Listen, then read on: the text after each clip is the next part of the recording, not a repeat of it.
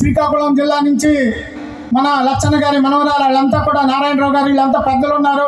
లచ్చన్న గారి చరిత్ర ఇదంతా చెప్తారు, దాని జోలికి నేను వెళ్ళదలుచుకోలేదు. కానీ నియోజకవర్గంలో ఈ సభ కార్యక్రమం కోసం, ఆవిష్కరణ కార్యక్రమం కోసం దాదాపుగా ఈ 4 నెలల కాలంలో నియోజకవర్గంలో 65 గ్రామాల్లో ఆత్మీయ సమావేశాలు పెట్టాం.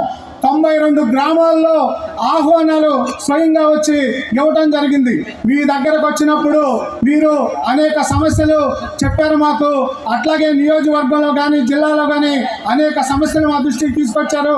ఖచ్చితంగా మీ దగ్గరకు వచ్చినప్పుడు నూజివీడు గౌడ్ సంఘం ఏదైతే ప్రామిస్ గారు, వెంకట్రావు గారు, పోల్సాన్పల్లి ఎంపీటీసీ ఏదైతే ప్రామిస్ చేసామో దానికి కట్టుబడి ఉన్నాం. మీ అందరికీ కూడా సమస్య వస్తే అండగా ఉంటామని చెప్పడం జరిగింది. చాలామంది మాట్లాడుతున్నారు, ఏదో స్వార్థ ప్రయోజనాలు ఆశించి విగ్రహం పెట్టలేదు.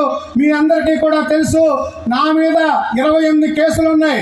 28 కేసులు పెట్టిన సందర్భాల్లో ఇక్కడున్న వాళ్ళ అందరికీ కూడా కష్టం వచ్చే ఆ నిస్వార్థంగా నిజాయితీగా మీ తరపున పోరాడిన సందర్భంలో పెట్టిన కేసులు అవి. అలాగే ఏ స్వార్థం లేకుండా విగ్రహం లచ్చన్న గారిది మన నడిపొట్టిన నూజివీడులో ఉండాలని చెప్పి మాత్రమే ఇది పెట్టడం జరిగింది. అలాగే మీ దగ్గరకు వచ్చినప్పుడు కష్టాలు ఏదైతే చెప్పారో ఎక్సైజ్ డిపార్ట్మెంట్ వాళ్ళు ఏదైతే మనల్ని వేధిస్తున్నారో ఆ సందర్భంలో మన మంత్రి గారి సహకారంతో మీ అందరికీ కూడా సమస్యలు పరిష్కారం చేస్తామని చెప్పాం. ఖచ్చితంగా ఆ సమస్యల పరిష్కారానికి చేస్తామని చెప్పి ఈ సందర్భంగా తెలియజేస్తా ఉన్నాను.